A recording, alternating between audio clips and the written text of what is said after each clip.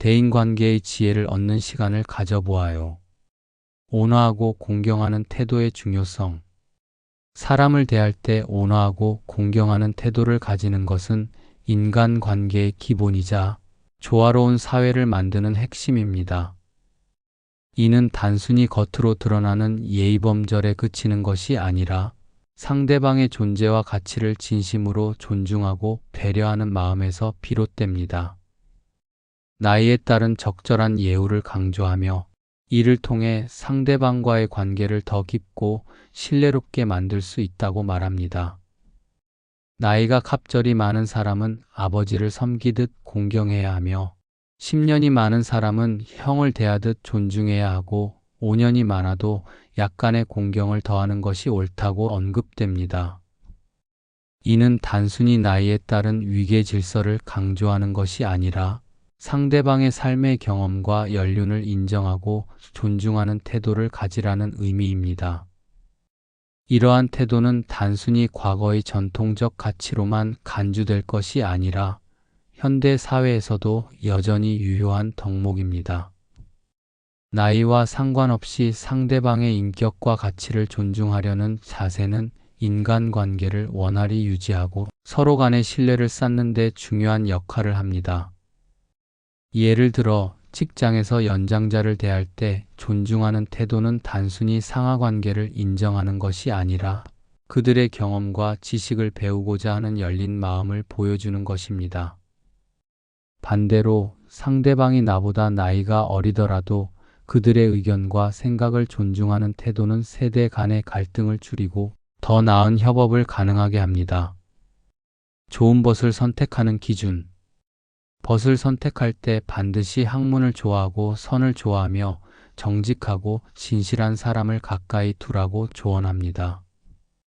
이는 단순히 친구를 선택하는 기준을 제시하는 것이 아니라 우리의 삶에 긍정적인 영향을 미칠 수 있는 관계를 맺으라는 뜻입니다. 좋은 친구는 단순히 즐거움을 주는 존재를 넘어 우리의 삶을 성장시키고 스스로를 더 나은 방향으로 이끌어줄 수 있는 기회를 제공합니다. 반대로 게으르고 놀기를 좋아하며 아첨하거나 말재주만 뛰어난 사람은 사귀어서는 안 된다고 경고합니다. 이러한 사람들은 우리의 삶에 해를 끼칠 가능성이 크며 자신의 발전을 저해할 수 있습니다. 사람 중에 선한 자는 반드시 가까이 지내면서 정을 통하라고 말하며 선하지 않은 사람이라도 나쁜 말로 그들의 행실을 드러내기보다는 적당한 거리를 두는 것이 현명하다고 조언합니다.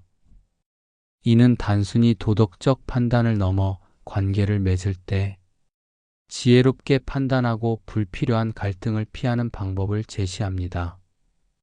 예를 들어 좋은 친구는 우리의 결점을 바로잡아 주고 스스로를 성찰할 수 있는 기회를 제공합니다. 반면 부정적인 친구는 우리의 삶을 방해하거나 잘못된 길로 인도할 가능성이 큽니다. 따라서 우리는 친구를 선택할 때 신중해야 하며 그들과의 관계를 통해 서로가 성장할 수 있는 방향으로 나아가야 합니다. 또한 본문은 선하지 않은 사람과의 관계에서도 나쁜 말로 비난하거나 그들의 행실을 드러내는 것을 피하라고 조언합니다. 이는 불필요한 갈등을 피하고 자신의 품위를 지키는 데 중요한 지혜를 보여줍니다. 예를 들어 과거에 친했던 사람이 현재는 부정적인 영향을 끼치는 경우 그들과의 관계를 완전히 끊기보다는 점차 거리를 두고 자연스럽게 멀어지는 것이 현명합니다. 이러한 태도는 상대방과의 갈등을 최소화하면서도 자신의 삶을 보호하는 방법입니다. 작은 일부터 신중하게 처리하기. 어려운 일은 어려워지기 전에 손을 쓰고 큰 일은 커지기 전에 해결하라고 말하며 작은 문제라도 소홀히 하지 않고 미리 대비하는 태도의 중요성을 강조합니다. 이는 세상의 모든 큰 일이 작은 일에서 시작된다는 점에서 작은 일에 신경 쓰는 습관이 결국 큰 성과를 만들어낸다는 교훈을 담고 있습니다. 예를 들어 직장에서의 작은 실수가 방치되면 큰 문제로 이어질 수 있습니다. 하지만 이를 초기에 발견하고 해결하면 불필요한 문제를 예방할 수 있습니다. 이는 개인의 삶뿐만 아니라 조직이나 사회 전체에서도 적용되는 보편적인 진리입니다. 특히 무위의 성인은 결코 큰 일을 하려 하지 않으며 이리하여 큰 일을 이룩한다고 말하며 무리한 야망보다는 현재 할 수 있는 일부터 차근차근 실행하는 것이 중요함을 강조합니다. 이는 작은 일에 최선을 다하는 태도가 결국 큰 성과를 만들어낸다는 점을 보여줍니다. 예를 들어 운동을 시작할 때 처음부터 무리한 목표를 세우기보다는 매일 조금씩 꾸준히 실천하는 것이 더 효과적입니다. 이러한 작은 행동들이 쌓여 결국 큰 변화를 만들어냅니다. 또한 쉬운 일도 조심스럽게 다루는 태도는 실패를 줄이고 성공의 가능성을 높이는 지혜로운 방식입니다. 본문은 쉽게 하는 승낙은 믿기가 어렵고 쉬운 일도 조심하여 다루라고 말하며 사소한 일이라도 신중하게 처리하는 것이 중요함을 강조합니다. 예를 들어 친구의 부탁을 쉽게 들어주었다가 나중에 이를 지키지 못하면 신뢰를 잃을 수 있습니다. 따라서 우리는 모든 일에 신중한 태도를 유지하며 자신의 말과 행동에 책임을 가져야 합니다. 현재에 충실하면서 미래를 준비하기. 본문은 지금이야말로 가장 중요한 시간이다라고 말하며 현재에 충실할 것을 강조합니다.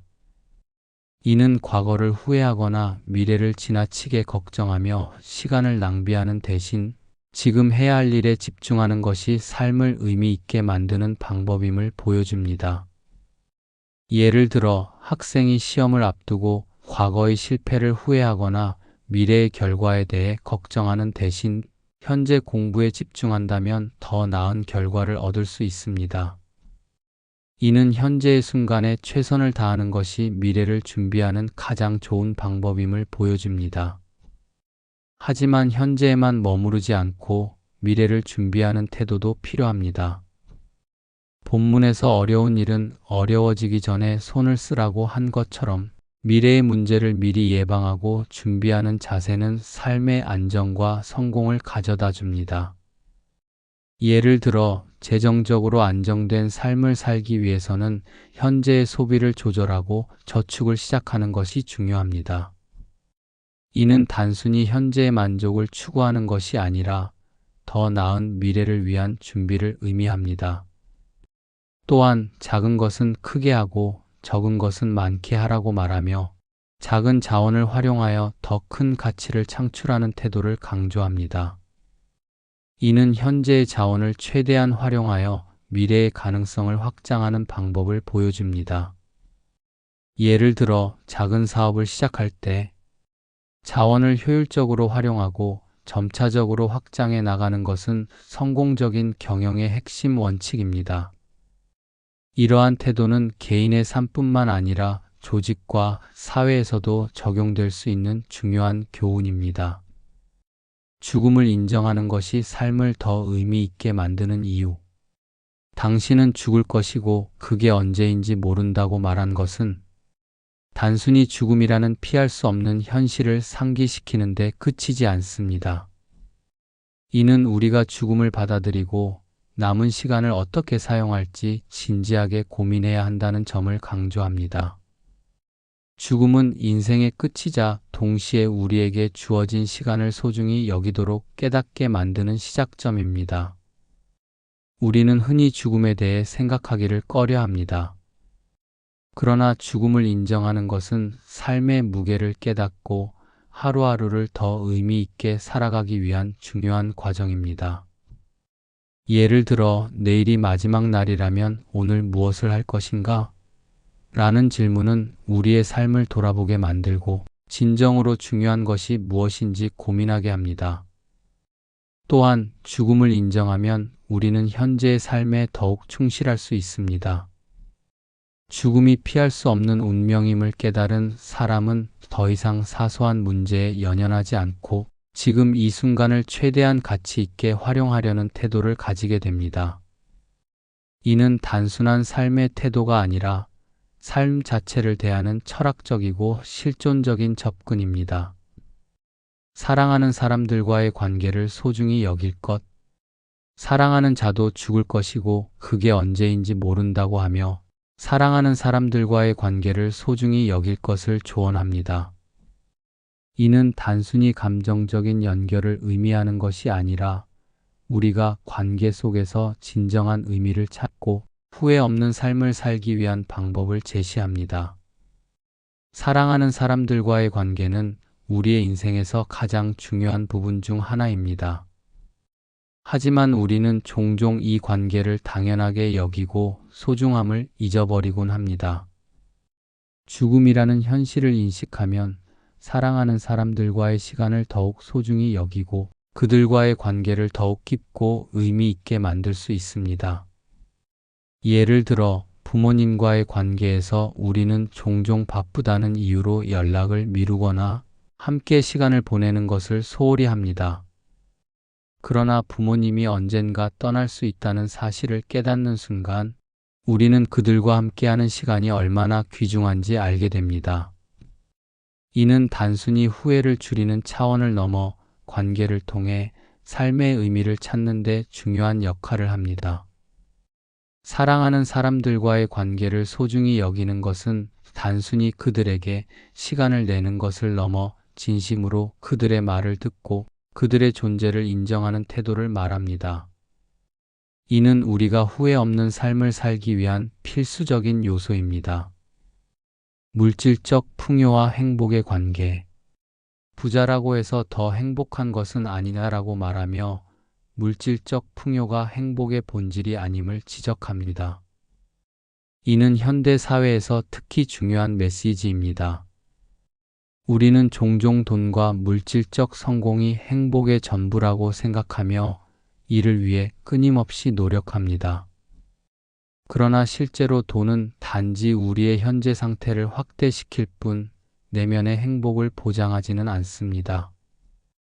예를 들어 돈이 많아지면 더 좋은 집에 살고 더 고급스러운 물건을 가질 수 있습니다. 하지만 내면의 공허함이나 인간관계에서의 갈등은 돈으로 해결되지 않습니다. 돈은 단지 외적인 문제를 해결할 수 있는 도구일 뿐 내면의 평화와 진정한 행복은 다른 곳에서 찾아야 합니다. 행복은 현재에 있음. 본문은 행복은 항상 현재에 있다고 강조하며 행복을 찾으려는 집착이 오히려 행복 달성을 방해할 수 있다고 말합니다. 이는 우리가 행복을 미래의 목표로 설정하는 대신 현재의 순간에서 행복을 찾는 것이 중요하다는 점을 보여줍니다. 예를 들어 내가 더 많은 돈을 벌면 행복할 것이다. 또는 내가 더 높은 자리에 오르면 행복할 것이다 라는 생각은 현재의 행복을 희생하게 만듭니다. 그러나 우리는 현재 가진 것에 감사하고 지금 이 순간을 즐기는 법을 배워야 합니다. 행복은 미래에 달성해야 할 목표가 아니라 현재의 순간 속에서 발견해야 할 것입니다. 감사하는 마음의 중요성. 행복은 외부적인 조건이 아니라 우리의 내면에서 비롯됩니다. 감사하는 마음은 우리가 현재의 순간에서 행복을 찾을 수 있게 해주는 가장 강력한 도구입니다. 예를 들어 하루를 시작하며 건강한 몸, 따뜻한 집, 사랑하는 가족이 있다는 사실에 감사한다면 우리는 이미 충분히 행복한 삶을 살고 있음을 깨달을 수 있습니다. 본문은 물질적 풍요가 행복의 본질이 아님을 강조하며 우리가 진정으로 행복을 느끼기 위해서는 내면의 평화와 감사하는 마음을 키워야 한다고 말합니다. 자기 발전의 중요성. 자기 자신에게 투자하는 것은 이기적인 것이 아니다라고 말하며 자기 개발과 성장이 개인뿐만 아니라 주변 사람들에게도 긍정적인 영향을 미칠 수 있음을 의미합니다. 이는 우리가 자신의 발전에 시간을 투자하는 것이 단순히 개인적인 욕심이 아니라 더 나은 삶을 만들기 위한 필수적인 과정이라는 점을 보여줍니다.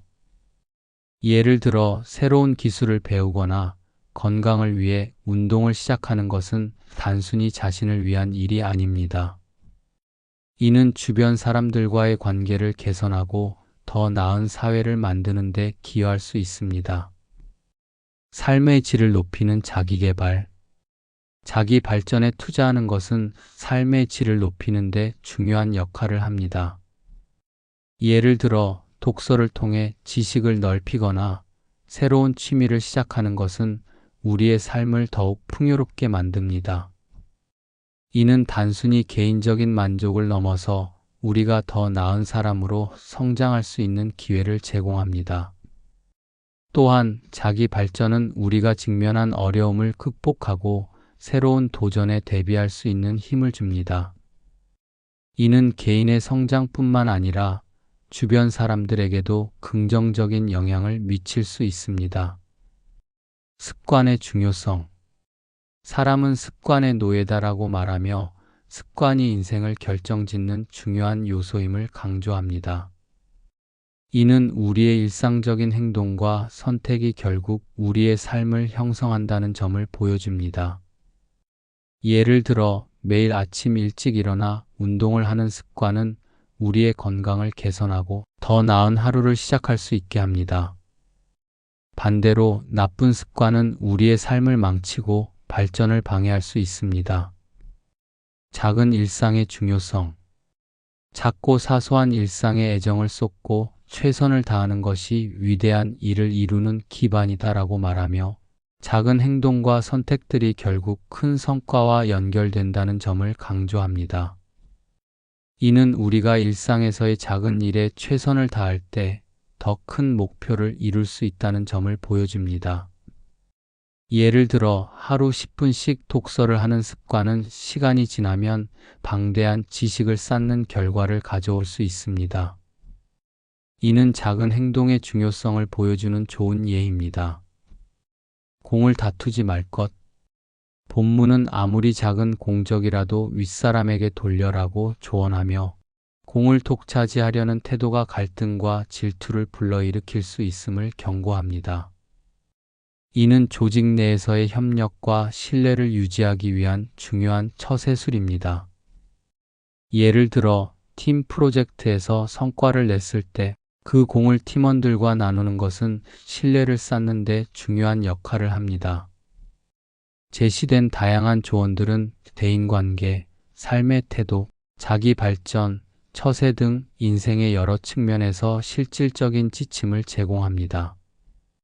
이 조언들을 단순히 읽고 넘기는 것이 아니라 실제 삶에 적용하여 실천하는 것이 중요합니다. 결국 우리의 삶은 우리의 선택과 행동에 따라 만들어집니다. 본 내용의 가르침을 바탕으로 더 나은 삶을 만들어가길 바랍니다.